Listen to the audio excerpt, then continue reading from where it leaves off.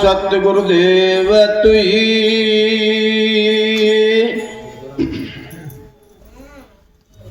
खानी चार में घूमते चेतन जीव अनंत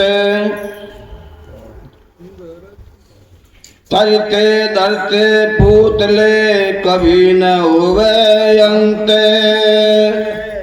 देखिए संसार में मरना जीना हम कह रहे हैं, संसार में मरना जीना हम कह रहे हैं। ये अनादिकाल से जैसे हम वस्त्र पहनते हैं छोड़ देते हैं, इस जीव का इतना ही काम है।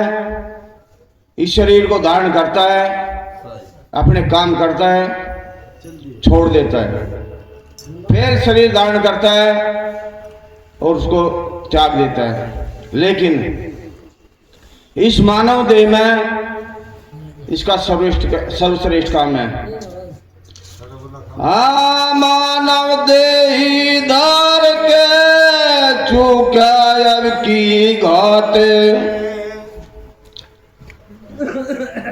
डूब पड़ा मझधार में सह गनेरी लात। ये मानव देह कर्म भूमि का भी है और भोग भूमि का भी है। ये मोक्ष पद भी है जिसको ढूंढते फिर रहे हैं। अब मोक्ष मिल जा रट्टा सभी ने लगा रखा, लेकिन इस मानव देह को मानव देह नहीं मान रहे। ये कर्म भूमि का है, मोक्ष भूमि का भी है। अगर इसमें रहे, मानव देह को समझे, मानव देह के कार्य करे, तो मर्दार को निकल जाएगा, और नहीं तो लात तो तीनों खानियों में लगेगी इसको जाकर। लात लगने का मतलब है तीनों खानियों में जाकर बंधता ही फिरेगा, आजादी नहीं मिल पाएगी।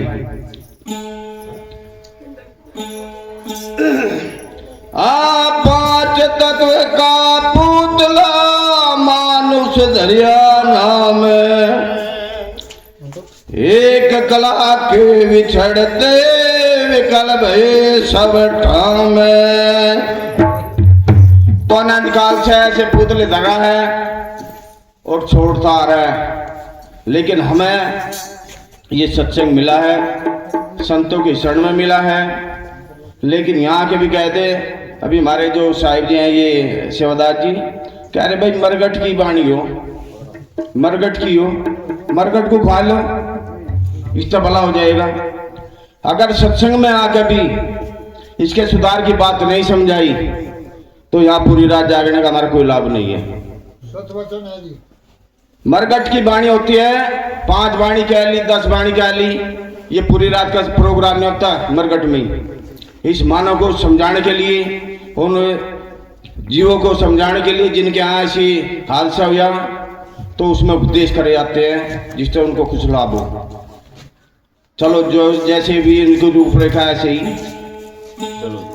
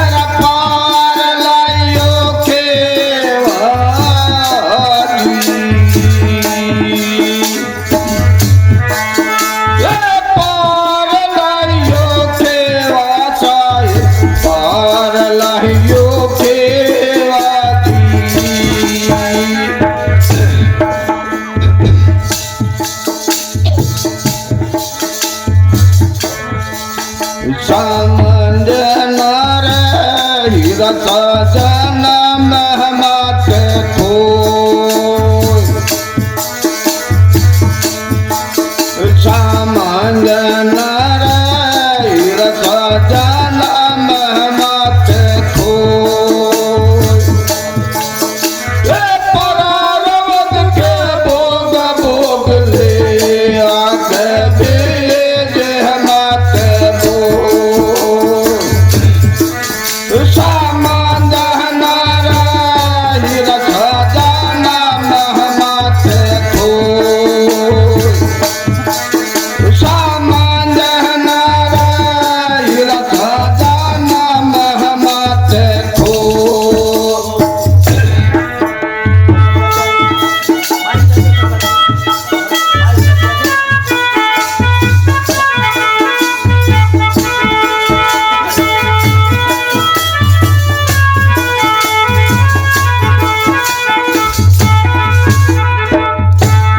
देखिए चेतावनी दी महापुरुषों ने समझना क्या मानव समझ जा ये मानव जन्म हीरा है हीरे से भी श्रेष्ठ है इसको वैसे मत को जो प्रारब्ध के भोग हैं उनको शुभ कर ले जो पुराने भोग ले लेकिन आगे ऐसे बीज मत बो जो तीनों खानी में जाए कैसे कैसे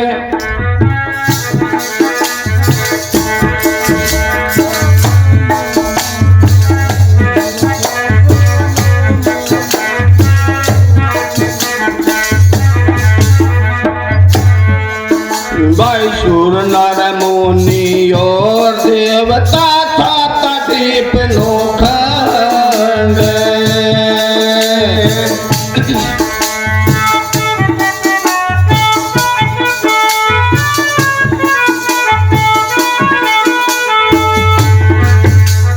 सुर नर मुनि और देवता था तदीप लोखंड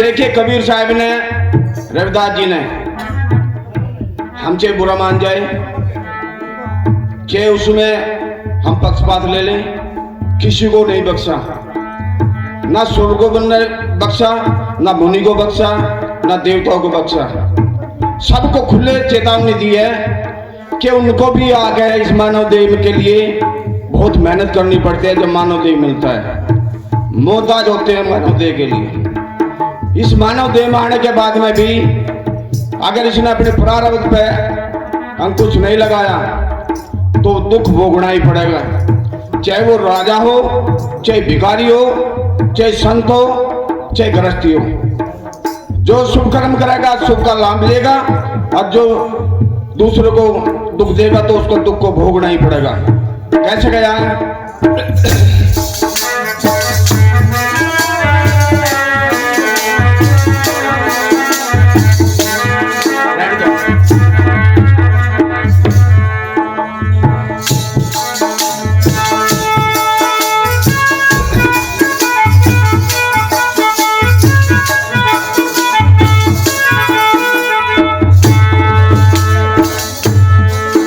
भाई दे दारे काटन सब का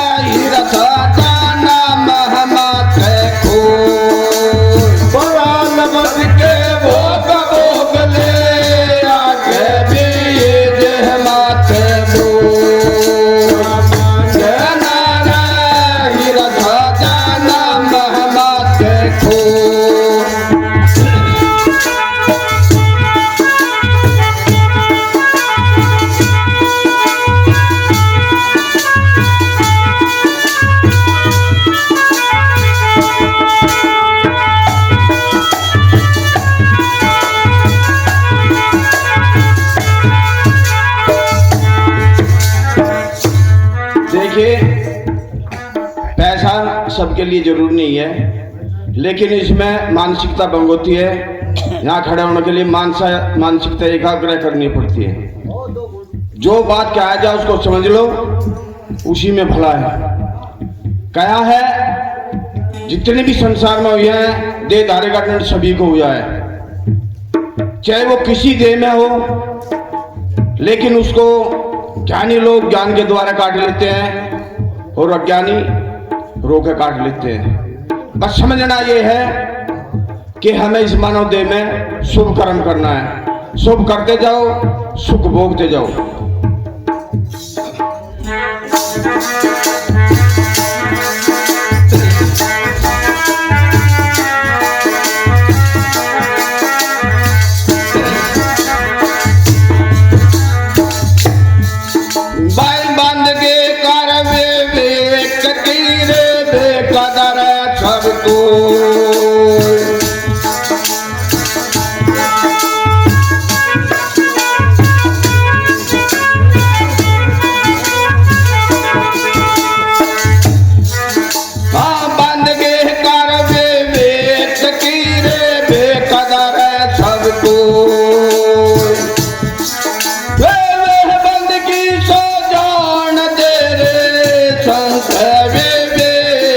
ना हो गागन बीच ध्यान दारे क्या हो समझन हिरथ जन महमत खो बस के भोग भोग ले आगे बीज मत दो समझन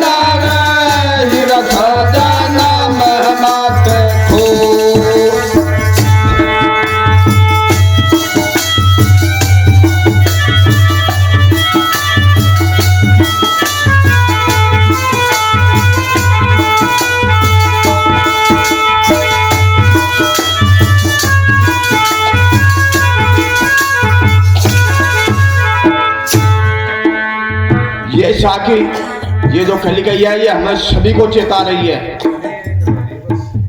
चेता भी है और उसको हमें समझना भी चाहिए। क्या है बंदगी विवेक की करो। ओ भाई ये कौन सा तरीका? हमें सभी को चेता है, बंदगी हमें विवेक की करनी चाहिए। विवेक का मतलब है ज्ञान। जो हम ज्ञान की बंदगी करते हैं तो उसको हमें बंदगी करनी चाहिए। कैसे कहा है, छोटी सी दिया है, कहे गुरु गोविंद दो खड़े काके लागो पाए, बलिहारी गुरु आपने गोविंद दियो बताए। लेकिन ये संसार है, आप अपने मतलब का अर्थ निकाल लिया। बीजक साखी के अनुसार, बीजक की साखी है, उसके अनुसार क्या है, गोविंद जी का है शरीर को, गुरु का है ज्ञान को। ज्ञान और शरीर दोनों हैं, हमें ज्ञान की बंदगी करनी चाहिए। जो ज्ञानी है, चाहे वो कोई सा भी है, चाहे स्त्री है, चाहे पुरुष है, कोई भी है, उसकी हमें बंदगी करनी चाहिए। लेकिन भेद तो अनादि से ऐसे चला रहा है, गधे को भेद पढ़ा दे, क्या वो ज्ञानी हो जाएगा? उसकी हमें बंदगी करनी चाहिए? नहीं करनी चाहिए। कहने का मतलब है, कबीर साहब ने निरव शब्द में कहा है, हमें ज्ञान की बंदगी करनी चाहिए जिससे हमारा बंधन काटते हो। जो बंधन तोड़ दे वही ज्ञानी है, जो बंधन ना तोड़े, बांधता हो तो उसको छोड़ दो, कोई दिक्कत नहीं है।